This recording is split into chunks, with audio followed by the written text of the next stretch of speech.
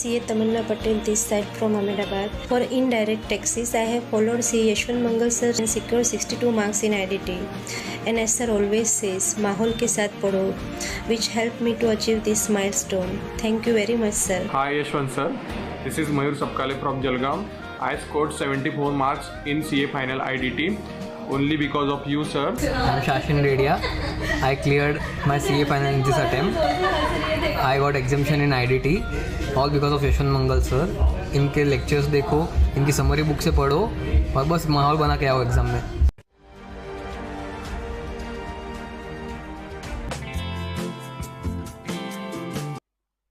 जय हिंद दोस्तों, माहौल जबरदस्त शानदार बनने वाला है ई-वे बिल में. आइए सर, चैप्टर नंबर 18 हम बात करते हैं ई-वे बिल. सर ध्यान दीजिएगा, अगेन ये चैप्टर के भी कभी कभी क्वेश्चन बनते हैं, अच्छा केस बन के क्वेश्चन बनता है इसका, और बहुत इजी टॉपिक है अगर आपने ढंग से इसको समझ लिया, सुन लिया और रिवाइज कर लिया तो. आइए बच्चों, सर गवर्नमेंट की एक वेबसाइट है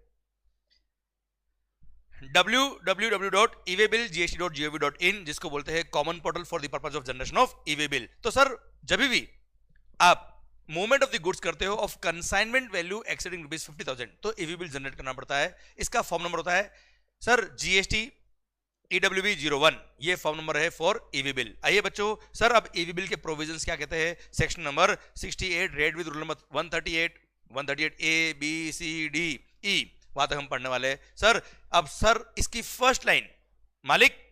फर्स्ट लाइन जो है बड़ी सुंदर लाइन है, every registered person who is causing movement of the goods of consignment value exceeding ₹50,000, तो ऐसे केस में ई-वे बिल जनरेट करना पड़ेगा. वापस से सुनिएगा बात को ध्यान से, every registered person who is causing movement of the goods, मतलब अगर registered person movement of the goods cause कर रहा है, अब movement may be for the purpose of supply and may be for the purpose of other than supply, या फिर unregistered person से purchase कर रहा है, इनवर्ट सप्लाई ले रहा है, कौन, रजिस्टर्ड पर्सन, तो हमेशा माना जाएगा कि रजिस्टर्ड पर्सन ही मूवमेंट कॉज करा रहा है बेटा.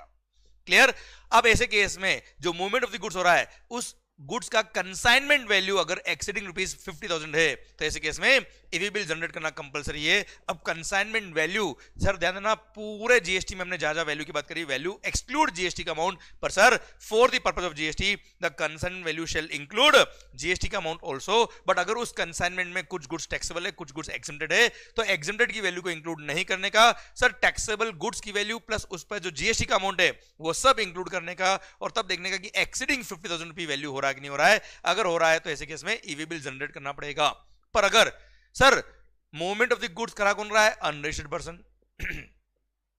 तो ऐसे केस में ई-वे बिल जनरेट करने की जरूरत नहीं है. हाँ, at the choice of the unregistered person, वो चाहे तो ई-वे बिल जनरेट करे वरना जनरेट ना करे. पर हाँ, अनरजिस्टर्ड पर्सन से गुड्स परचेज कर रहा है कौन, रजिस्टर्ड पर्सन, तो हमेशा भले मूवमेंट कोई भी कराए, मूवमेंट हमेशा माना जाएगा कि रजिस्टर्ड पर्सन नहीं कराया बेटा. हाँ है ना भाई. तो who is causing movement of the goods, मैंने बात कर ली बेटा. अब ऐसे केस में ई-वे बिल के दो पार्ट होते हैं, पार्ट ए और पार्ट बी. पार्ट ए के अंदर इनवॉइस की सारी इंफॉर्मेशन होती है, पार्ट बी के अंदर गुड्स और ट्रांसपोर्टेशन की डिटेल सारी होती है. सर पार्ट ए फिल करेगा कौन, every registered person who is causing movement of the goods. वो चाहे तो ई-वे बिल के पार्ट ए के लिए सर वो ई कॉमर्स ऑपरेटर को या कुरियर कंपनी को ऑथराइज कर सकता है या ट्रांसपोर्टर को ऑथराइज कर सकता है कि वो पार्ट ए फिल कर ले. पार्ट ए में होता क्या, इनवॉइस की सारी इंफॉर्मेशन होती है बेटा. है ना भाई. अब सर ये दो केसेस में भले ही वैल्यू एक्सीडिंग 50,000 नहीं है, फिर भी ई-वे बिल इश्यू करना कंपलसरी है इररेस्पेक्टिव वैल्यू. फर्स्ट, अगर प्रिंसिपल के यहां से गुड्स जॉब वर्कर के यहां जा रहा है इंटर स्टेट, तो ई-वे बिल इश्यू करना compulsory, principal to job worker. अच्छा एक बात और,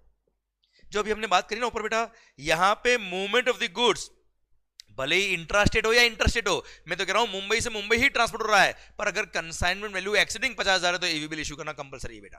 क्लियर. सर अगर कंसाइनमेंट वैल्यू एक्सीडिंग 50,000 है तो ई-वे बिल तो इश्यू करना ही करना, भले इंट्रास्टेट हो इंटरस्टेट हो, वी डोंट केयर.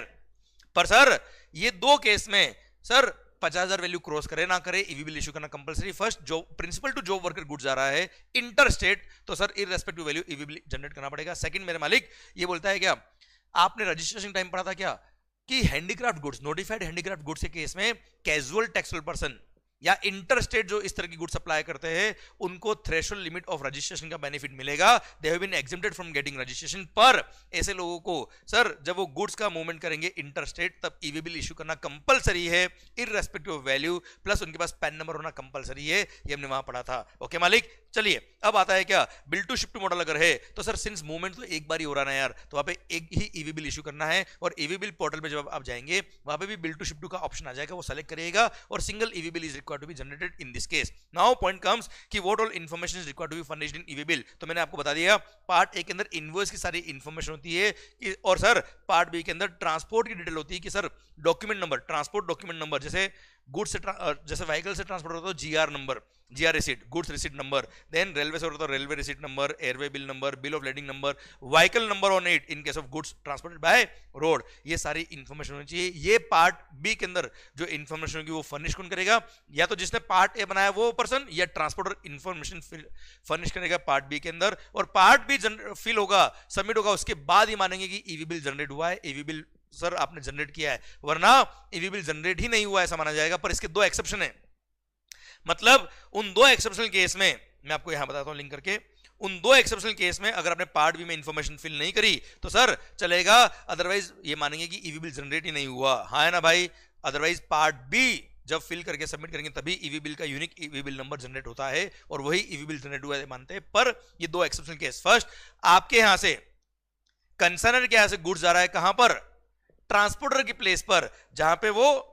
दूसरे कन्वेंस में गुड्स को शिफ्ट करके further transportation of the goods करने वाला है। सर अब आपका मान लो बिजनेस प्लेस जो है वो ऐसी जगह पे है जो कंजेस्टेड एरिया है जहां बड़ी ट्रक खड़ी नहीं हो सकती है, तो ट्रांसपोर्टर क्या करता है, छोटे छोटे लोडिंग ऑटो में आपकी गुड्स को एक बार लोड करता है, अपने प्लेस पे ले जाता है, वहां बड़ी ट्रक में शिफ्ट करके फिर फर्दर ट्रांसपोर्टेशन करेगा। तो ऐसे केस में आपके यहां से जब ट्रांसपोर्टर के यहाँ गुड्स जा रहा है for further transportation in another conveyance, तो ऐसे केस में जब आपके यहां से ट्रांसपोर्टर के यहाँ जा रहा है वो डिस्टेंस अगर विद इन द 50 किलोमीटर की रेंज में है, with in the same state, तो ऐसे केस में आपके यहां से ट्रांसपोर्टर के प्लेस के लिए पार्ट बी की जरूरत नहीं है। जब ट्रांसपोर्टर फर्दर मूवमेंट करेगा तब पार्ट बी को अपडेट कर देगा विद द बड़ा ट्रक नंबर। हाँ है ना भाई। सर सेम वे जब मान लो सपोज मुंबई से बेंगलुरु गुड्स गया, अब बेंगलोर में ट्रांसपोर्टर के प्लेस पे चला गया, अब ट्रांसपोर्टर के प्लेस से कंसाइनी के प्लेस पे ले जाना है, अगेन वो क्या कर रहा है, छोटे छोटे कन्वेंस में गुड्स को भेज रहा है, कहां पे, ट्रांसपोर्टर के यहां से कंसाइनी के प्लेस पे, और वो कंसाइनी के प्लेस थोड़ा कंजेस्टेड प्लेस है, तो ऐसे केस में ट्रांसपोर्टर के यहां से फर्दर मूवमेंट कर रहा है इन अ डिफरेंट कन्वेंस, तो ऐसे केस में वहां पे पार्ट बी अगर उसने जनरेट नहीं भी किया चल जाएगा। पर अगेन कंडीशन क्या है, इट शुड बी ट्रांसपोर्टर के प्लेस से कंसाइनी का place should be with in 50 kilometre with in the same state, तो ऐसे केस में पार्ट बी फिल नहीं करोगे चल जाएगा, अदरवाइज पार्ट बी फिल करना कंपलसरी है। आइए बच्चों, sir who is mandatorily required to generate the e-way bill, तो सर हमने बात कर ली क्या, every registered person who is causing the movement of the goods of consignment value exceeding ₹50,000 e-way bill generate करना कंपलसरी है। अगर बाय रोड ट्रांसपोर्टेशन हो रहा है, भले एज ए कंसाइनर हो आप या कंसाइनी हो, अगर आप रजिस्टर्ड हो, आप मूवमेंट करा रहे हो, तो sir before commencement of the movement of the goods EV bill generate करना कंपलसरी है। पर अगर आपने ईवी बिल जनरेट नहीं किया और सर आपने गुड्स ट्रांसपोर्टर को हैंड ओवर कर दी, तो ये ट्रांसपोर्टर की जिम्मेदारी कि वो ईवी बिल जनरेट करे, उसके बाद ही ट्रांसपोर्टेशन करे, वरना सर वो भी रेस्पॉन्सिबल है पेनल्टी की, लायबिलिटी के लिए, बेटा जो हम पेनल्टी ऑफेंसेस के चैप्टर में पढ़ेंगे। ओके, इसलिए अगर उस रजिस्टर्ड पर्सन ने ईवी बिल जनरेट नहीं किया तो ये ट्रांसपोर्टर की जिम्मेदारी की before commencement of the movement of the goods EV bill वो जनरेट करे बेटा। अब रेलवे, वेसल या एयर से गुड्स अगर जाता है तो ऐसे केस में सर चॉइस है कि इधर before commencement of the movement of the goods या इधर after commencement of the movement of the goods भी आप पार्ट बी को अपडेट करके ईवी बिल जनरेट कर सकते हो। और सर उसमें railway receipt number, airway bill number, sir ये आपका बिल ऑफ लेडिंग, ये अपडेट करके आप पार्ट बी जनरेट कर देना even after commencement of the movement of the goods also बेटा। पर हाँ, रेलवे के लिए कह दिया क्या, railway will not deliver the goods until valid e-way bill has been produced before them, तब जाके कंसाइनी को गुड्स वो डिलीवर करेंगे, वरना गुड्स डिलीवर नहीं करेंगे। नाउ एक बड़ा इंपॉर्टेंट एक क्वेश्चन एग्जाम में भी आया हुआ साहब, ये बोला है क्या, अगर सपोज मान लो मुंबई में मल्टीपल लोकेशंस पे आपके स्टोर्स है और वहां से आपको ऑर्डर जो मिला है वो सिंगल कंसनी, एक आदमी ने ऑर्डर दिया पर आपके पास एक ही दुकान पे इतना माल नहीं था कि आप उसको दे पाए, आपने 3 अलग अलग लोकेशन से गुड्स उसको भेजा है एक ही जगह पर, तो 3 इनवॉइस आपने जनरेट किए, तो 3 क्या है, कंसाइनमेंट है, तो 3 डिफरेंट ईवी बिल जनरेट होंगे। या आप एक ही जगह से 3 अलग अलग बिल बना रहे हो सिंगल आदमी के लिए, तो उसको 3 कंसाइनमेंट मानेंगे, मतलब हर इनवॉइस को सेपरेट कंसाइनमेंट मानने का है और सेपरेट कंसाइनमेंट के लिए सर ईवी बिल जनरेट होगा कंसाइनमेंट वाइज। आइए सर, अब अगर आप value is up to ₹50,000 exceeding ₹50,000 नहीं है, तो ऐसे केस में आपकी चॉइस है, ईवी बिल जनरेट कर रहे हो तो आपकी चॉइस है, जरूरत तो नहीं है साहब। फिर अनरजिस्टर्ड पर्सन अगर movement of the goods cause कर रहा है तो अगेन ये ऑप्शन है, ईवी बिल जनरेट करो ना करो, ट्रांसपोर्टर जनरेट कर रहा है या अनरजिस्टर्ड पर्सन जनरेट कर रहा है, हमें कोई दिक्कत नहीं है, जरूरत नहीं है। जहां वैल्यू एक्सीडिंग ₹50,000 है, रजिस्टर्ड पर्सन मूवमेंट करा रहा है तो ईवी बिल जनरेट करना कंपलसरी है। नहीं जरूरत है, आप जनरेट कर रहे हो, हमें कोई तकलीफ नहीं है सर। फिर अगर अनरजिस्टर्ड पर्सन जो ये चॉइस ले रहा है कि मेरे को तो सर ईवी बिल जनरेट करना है, वो अनरजिस्टर्ड पर्सन है, और सेकंड वो हैंडीक्राफ्ट गुड्स वाले लोग जो अनरजिस्टर्ड थे पर उनको ईवी बिल इशू करना कंपलसरी, जनरेट करना कंपलसरी है इररेस्पेक्टिव वैल्यू ऑफ गुड्स, इन लोगों को सर जीएसटी पोर्टल पे जाके एक form number GST ENR enrolment का ENR 03 नंबर का फॉर्म फिल करके अपनी इंफॉर्मेशन वैलिडेट करानी पड़ेगी। इनको एक यूनिक एनरोलमेंट नंबर मिलेगा और उसके बेस पे ये ईवी बिल जनरेट कर सकते हैं, although they are not registered in GST. Okay sir, अब बात आती है क्या, अगर मान लो आपका गुड्स, आपका ट्रक जो था जिसमें गुड्स पड़े थे वो निकल गए, एंड सर रास्ते में गाड़ी खराब हो गई या किसी भी कारण से आप एक कन्वेंस से दूसरे कन्वेंस में गुड्स शिफ्ट कर रहे हो, आप कर सकते हो, और ऐसा होता भी है बिजनेस में। तो ऐसे केस में before transferring the goods from one conveyance to another conveyance, पहले ईवी बिल के पार्ट बी को अपडेट करना पड़ेगा with the new vehicle number. Latest vehicle number EV bill पे होना चाहिए सर। तो ऐसे केस में जिस पर्सन ने ईवी बिल का पार्ट ए बनाया था वो या ट्रांसपोर्टर, वो चाहे तो ईवी बिल के पार्ट बी को अपडेट कर सकता है with the new vehicle number, और उसके बाद आप गुड्स शिफ्ट करके फर्दर मूवमेंट कर सकते हो, हमें कोई दिक्कत नहीं है। हाँ, आप जब फर्दर मूवमेंट कर रहे हो, तब याद है मैंने बताया था यहां से बेंगलोर गुड्स गया, बेंगलोर ट्रांसपोर्टर के यहां से कंसाइनी के यहां पे जब गुड्स जाता है, तब अगर distance with in 50 kilometre with in the same state है तो वहां पे पार्ट बी को अपडेट नहीं करोगे, चल जाएगा, और आप गुड्स को छोटे व्हीकल में शिफ्ट करके आप गुड्स को ले जाओ, हमें कोई तकलीफ नहीं है, फैसिलिटी दे रखी बेटा। फिर सर अब क्या होता है, कई बार हमने मुंबई से दिल्ली कोई गुड्स भेजने का है, अब जो ट्रांसपोर्टर हमने अपॉइंट किया वो केवल गुजरात तक जाता है, गुजरात से वो किसी और ट्रांसपोर्टर को गुड्स हैंडओवर करेगा और वो फर्दर ट्रांसपोर्टेशन करेगा। तो यस, आप ट्रांसपोर्टर को भी चेंज कर सकते हो, पर सर ऐसे केस में आपको ईवी बिल का पार्ट भी अपडेट करना पड़ेगा। तो sir assigning the e-way bill number two another transporter, ये भी आप कर सकते हो, बट सर ऐसे केस में जिस पर्सन ने पार्ट ए बनाया था, ईवी बिल का पार्ट ए जनरेट किया था, वो पर्सन या ट्रांसपोर्टर जो ईवी बिल असाइन हुआ है वो किसी और ट्रांसपोर्टर को असाइन कर सकता है यूजिंग हिज, वो जो ट्रांसपोर्टर वो अगर जीएसटी में रजिस्टर्ड तो उसका रजिस्ट्रेशन नंबर यूज करके या उसका यूनिक एनरोलमेंट नंबर यूज करके ईवी बिल के पार्ट बी को अपडेट करके ये ईवी बिल असाइन कर सकता है किसी और ट्रांसपोर्टर को। पर अगर मान लो ईवी बिल के पार्ट बी में एक बार व्हीकल नंबर अपडेट हो गया है, तो ऐसे केस में केवल ट्रांसपोर्टर ही दूसरे ट्रांसपोर्टर को ईवी बिल असाइन कर सकता है। जिस पर्सन ने पार्ट ए जनरेट किया था वो ईवी बिल असाइन नहीं कर सकता किसी और ट्रांसपोर्टर को, अगर एक बार व्हीकल नंबर अपडेट हो गया तो। ओके मालिक, अब कंसोलिडेटेड ईवी बिल, अब ट्रांसपोर्टर की चॉइस है, ये ऑप्शन है ट्रांसपोर्टर के पास कि वो चाहे तो मल्टीपल कंसाइनमेंट के लिए उसके पास अगर मल्टीपल ईवी बिल है, सपोज मैं बेंगलोर से सर चेन्नई कोई गुड्स लेके जा रहा हूं और सर मेरे पास जो गुड्स है बहुत सारे लोगों के गुड्स है, सबने अपने अपने रेस्पेक्टिव अपने कंसाइनमेंट के लिए अपने अपने ईवी बिल दिए, तो मैं चाहूं तो सिंगल कंसोलिडेटेड ईवी बिल बना सकता हूं using the form number GST WB02, उनमें सारे ईवी बिल जो थे उनको लिंक कर दूंगा और sir single consolidated EV bill बन सकता है। ये चॉइस है, कोई खास बात नहीं है। अब sir cancellation of EV bill, अगर ईवी बिल एक बार जनरेट हुआ है तो वो एडिट नहीं हो सकता है सर, उसमें आप एडिटिंग नहीं कर सकते, उसको आप कैंसिल जरूर कर सकते हो। जब जनरेट किया उसके 24 आवर्स में आप कैंसिल कर सकते हो, अगर उससे जो गुड्स आपने डिक्लेयर किए वो ट्रांसपोर्ट नहीं कर रहे हो या ट्रांसपोर्ट कर रहे हो सम अदर मैनर से, तो ऐसे केस में ईवी बिल में भी कैंसल्ड विद इन 24 आवर्स। पर अगर एक बार मूवमेंट ऑफ द गुड्स शुरू हो गया और वहां पर रास्ते में ऑफिसर ने कोई ईवी बिल को वेरीफाई कर लिया तो उसके बाद में कभी भी ईवी बिल आप कैंसिल नहीं कर सकते। क्लियर? अब आइए the validity period of the e-way bill, बड़ा अच्छा पॉइंट है, इस पे एमसीक्यूज भी बनते हैं कभी कभी। सर अगर आपने ईवी बिल जनरेट किया या कंसोलिडेटेड ईवी बिल जनरेट किया तो उसकी वैलिडिटी क्या रहेगी? फॉर ईच 200 किलोमीटर और part thereof 1 day e-way bill valid रहेगा सर, एक दिन। पर अगर आपका जो व्हीकल है वो अगर बहुत बड़ा व्हीकल जिसको बोलते हैं ओवर डायमेंशनल कार्गो है, तो ऐसे केस में 20 किलोमीटर पर डे का आपको टाइम मिलता है। ओके, पर अगर एक और चीज है, अगर मल्टी मॉडल शिपमेंट है जहां पे at least 1 leg is through ship,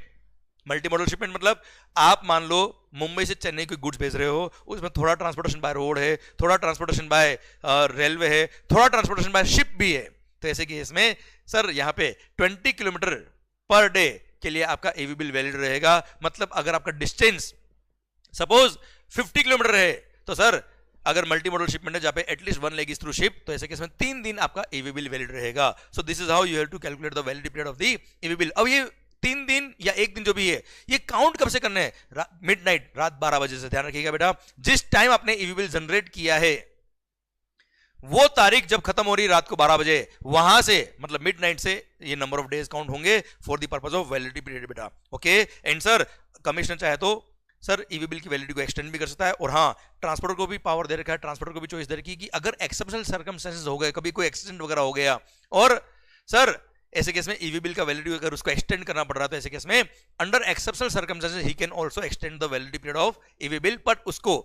transporter को बोल रखा है क्या, जब ईवी बिल का वैलिडिटी एक्सपायर हो रहा है उसके 8 घंटे के अंदर अंदर विद इन 8 आवर्स आपको ईवी बिल की वैलिडिटी एक्सटेंड करनी पड़ेगी, उसके बाद आप एक्सटेंड नहीं कर पाएंगे। आइए अब ये क्या acceptance of EV bill, sir जिसने ईवी बिल जनरेट किया है अदर पार्टी को उसकी इंफॉर्मेशन जाएगी, इंटिमेशन जाएगी, या तो उसको रिजेक्ट कर दे या फिर उसको एक्सेप्ट कर दे, पर सर उसने ना रिजेक्ट किया है ना एक्सेप्ट किया विद इन 72 आवर्स और before the delivery of the goods which ever is earlier, तो सर ऐसे केस में उसके बाद उस मान लेंगे क्या उसने डिम टू बी एक्सेप्ट कर लिया है। अब सर ईवी बिल अगर आपने एक स्टेट में जनरेट किया है तो ऑब्वियसली कश्मीर से कन्याकुमारी कोई गुड्स जा रही तो क्या हर स्टेट वाइज ईवी बिल बनाएगा क्या, सर एक बार ईवी बिल जनरेट हो गया वही वैलिड है थ्रू आउट द कंट्री जब तक कि उसका डेस्टिनेशन नहीं आता। Now some points to remember, वैसे मैं बता चुका हूं आपको कि e-way bill is not valid for movement of the goods without vehicle number on it. E-way bill का पर्पस यही है कि व्हीकल नंबर होना चाहिए यार, ताकि कोई गड़बड़ नहीं कर पाए। एंड सर अगर आपने कोई ईवी बिल में मिस्टेक कर दी तो उसको आप एडिट नहीं कर सकते, उसका आप क्या कर सकते हो 24 आवर्स में कैंसिल कर सकते हो, एडिट नहीं हो सकता है। सर अब व्हीकल नंबर आप चेंज करो तो एनी नंबर ऑफ टाइम आप व्हीकल नंबर अपडेट कर सकते हो, कोई रेस्ट्रिक्शन नहीं है उसके लिए।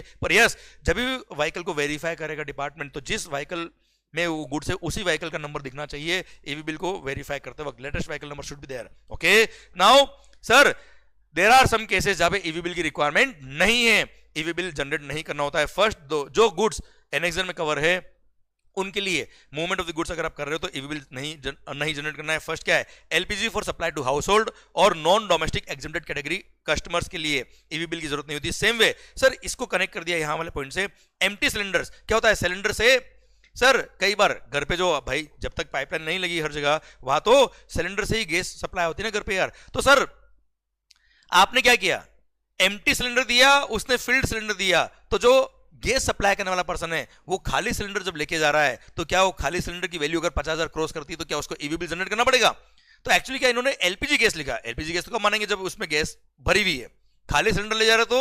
वो गवर्नमेंट से रह गया था, तो इसलिए बाद में ये पॉइंट गवर्नमेंट ने यहाँ पे ऐड किया और बोल दिया क्या where empty cylinders for packing of LPG gas are being moved for reasons other than supply, वो केवल मूवमेंट कर रहा है, सप्लाई नहीं कर रहा, उस सिलेंडर को नहीं बेचने जा रहा बेटा एम्प्टी सिलेंडर को, तो ऐसे केस में ईवी बिल की जरूरत नहीं है। फिर kerosene oil sold under public distribution system,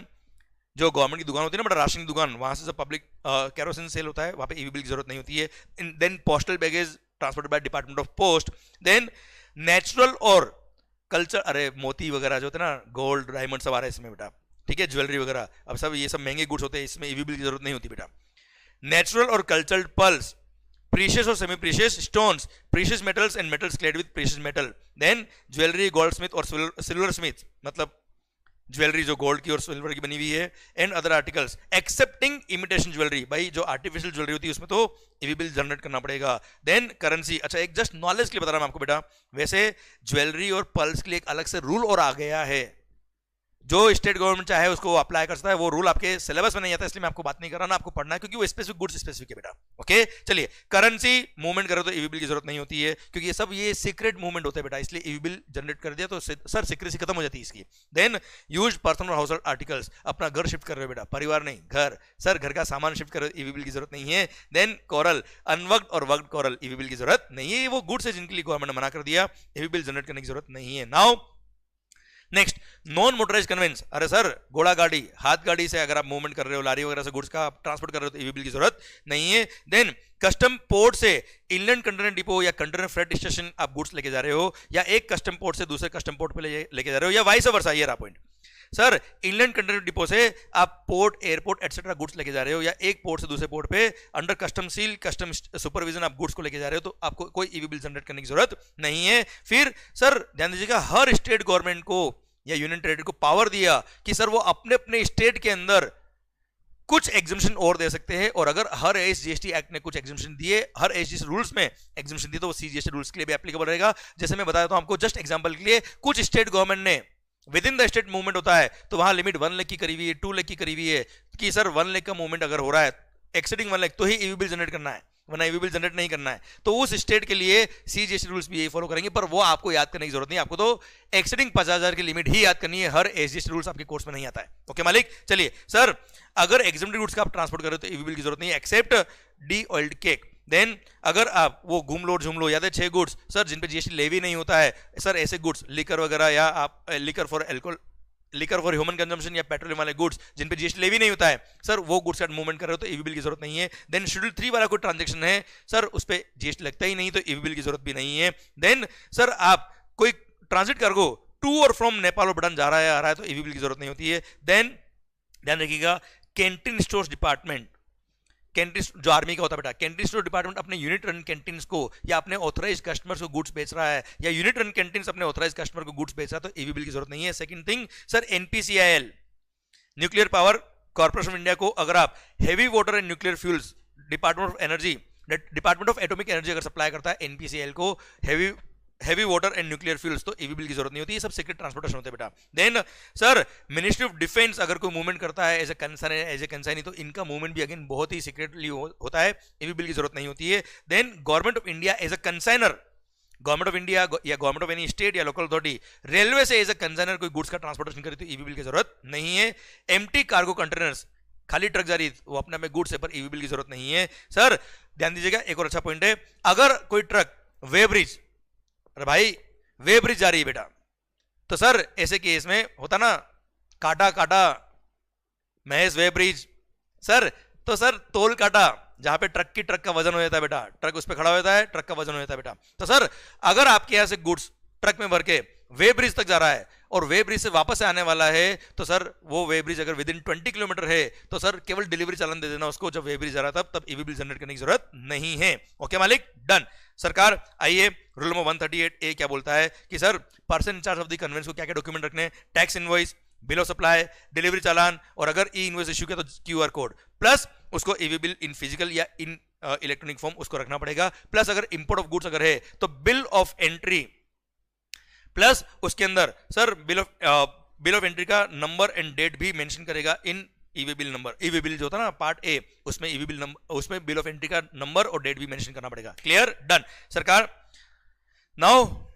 देखो सर, ट्रांसपोर्टर ने गुड्स का मूवमेंट किया, उसको ये डॉक्यूमेंट मेंटेन करने हैं अपने साथ में। नाउ ऑफिसर को पावर दिया, कमिश्नर या authorise officer empowered by him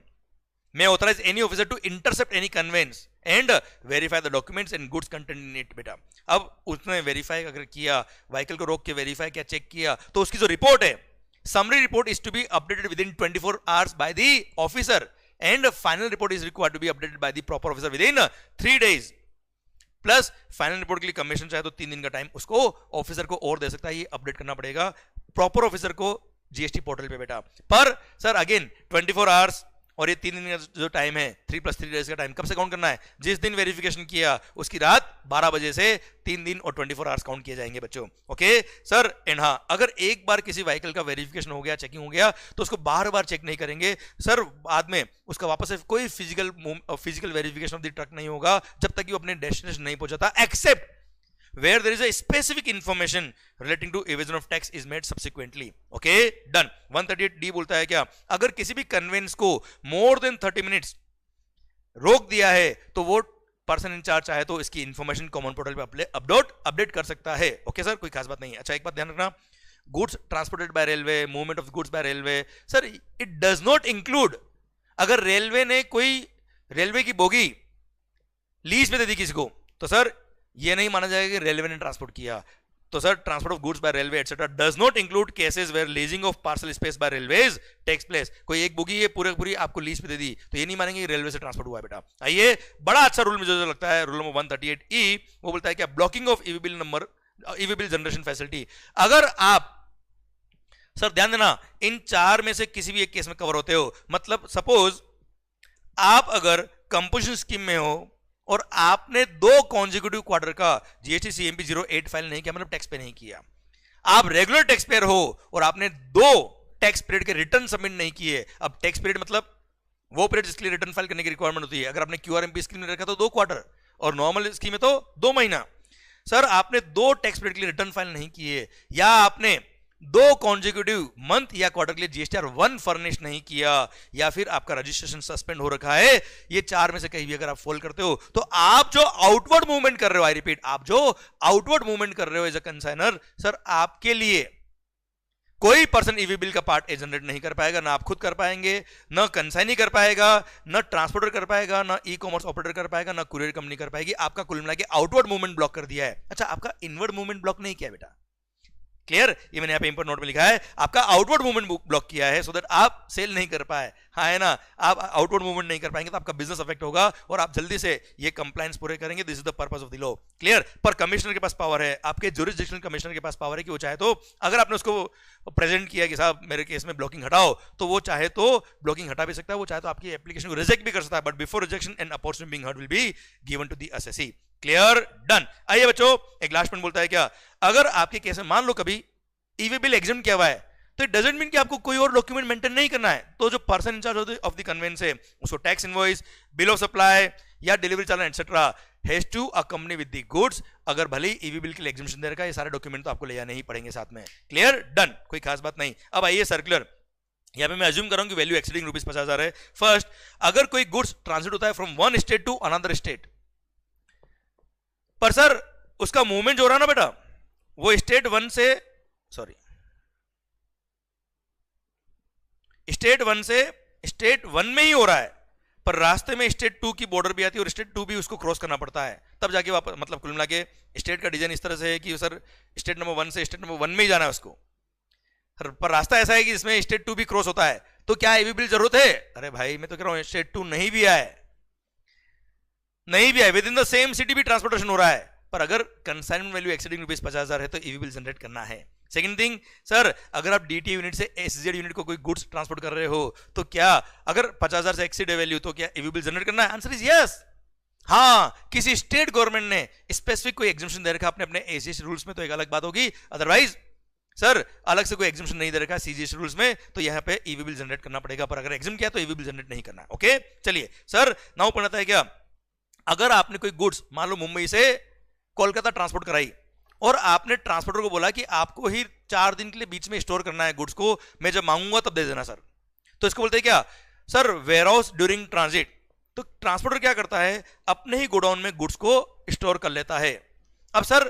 consignor के यहां से गुड्स निकला, ट्रांसपोर्टर ने पिक किया, ट्रांसपोर्टर ने अपने वेयरहाउस के अंदर गुड्स को स्टोर किया। अब सपोज मैं उसको बोलता हूं 4 दिन या 4 महीने के लिए अपने पास रख, जब मैं मांगूंगा, जब मैं बोलूंगा तब ये गुड्स को तू मेरे यहाँ पे डिलीवर कर देना या थर्ड पर्सन को जब मैं बताऊंगा वहां डिलीवर कर देना। तो सर ऐसे केस में if the consignee is keeping the goods at transporters warehouse,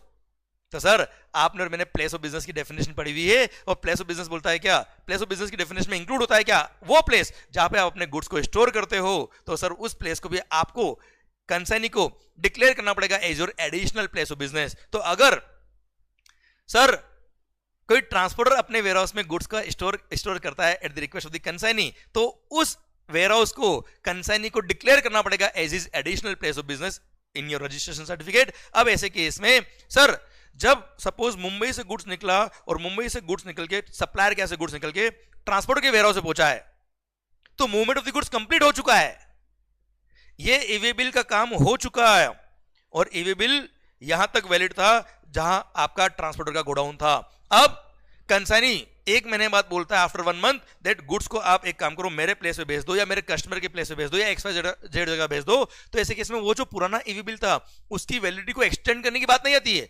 ऐसे केस में तो नया ईवी बिल जनरेट होगा, और न्यू ईवी बिल जनरेट करके आप रेसिपिएंट के प्लेस पे या जहां पे भी उस कस्टमर ने बोला है कि सर मेरे को गुड्स यहाँ पे चाहिए तो वहां डिलीवर कर देना, पर नया ईवी बिल जनरेट होगा इस मूवमेंट के लिए, क्योंकि ये एक नया ट्रांसपोर्टेशन शुरू हो गया, ये नया कंसाइनमेंट माना जाएगा बच्चों। Clear, done. अब ऐसे केस में एक बात और कि सर जब कंसाइनी ट्रांसपोर्टर के प्लेस को additional place of business declare करेगा, तो यहां पे जो गुड्स उसने स्टोर किए उन गुड्स के रिगार्डिंग जो books of accounts and records होते हैं, हमने books of accounts and record वाला चैप्टर पढ़ाया, हमने पढ़ाया क्या, हर एडिशनल प्लेस ऑफ बिजनेस के रिकॉर्ड्स उस respective additional place of business में आपको मेंटेन करने पड़ते हैं। पर इस सर्कुलर ने क्लेरिफाई करके बोल दिया नहीं, वो एडिशनल प्लेस अगर आपने डिक्लेयर किया है तो उसके रिगार्डिंग बुक्स ऑफ अकाउंट्स और रिकॉर्ड्स जो कंसाइनी वो अपने प्रिंसिपल प्लेस ऑफ बिजनेस पे ही मेंटेन कर सकता है, पर ट्रांसपोर्टर को सिंस ट्रांसपोर्टर क्या कर रहा है, उन गुड्स का वेयरहाउसिंग कर रहा है, तो एज अ वेयरहाउस कीपर उसको बुक्स ऑफ अकाउंट्स और रिकॉर्ड्स मेंटेन करने पड़ेंगे उन गुड्स के लिए जो उसने टेम्पररी स्टोर किए अपने प्लेस पे बेटा। Clear, done. इसी के साथ भारत माता की जय, इसी के साथ ये सर्कुलर भी खत्म होता है अब, और इसी के साथ ये चैप्टर भी पूरा आई थिंक आपकी ग्रिप में आ गया होगा, जल्दी से कवर हो गया होगा, माहौल बन गया होगा, और माहौल बन गया तो लाइक किए बिना, कमेंट किए बिना जाना नहीं, क्योंकि सर लाइक और कमेंट करेंगे तभी हमको भी एनर्जी मिलेगी, माहौल बनेगा। And do share with your friends, क्योंकि ये जो मेहनत हो रही है, ये मेहनत के लिए सर बहुत दम लगता है। I hope you are getting all the concepts मजे से, अच्छे से, एंड आपके इन पे रिवीजन भी अच्छे से हो रहा है। Do like, comment and share with your friends. Okay sir, एक मैसेज छोटा सा आपके लिए लिखा है, ये छोटी छोटी बातें मैं लेक्चर के बाद आपसे शेयर करता हूं, शायद इससे थोड़ा बहुत पॉपअप आपको मिल जाए तो सर मेरा जीवन सफल हो जाएगा। क्योंकि अगर इन छोटी छोटी बातों से एक भी बच्चा अगर मोटिवेट हो गया डेली बेस पर, तो sir purpose of this point पूरा हो जाएगा। क्या लिखा है देखो, सपने मत देखो, मैं कहता हूं कि सपने बहुत देखो, पर केवल सपने मत देखो, क्योंकि सपने केवल देखे जाते हैं। एम रखो,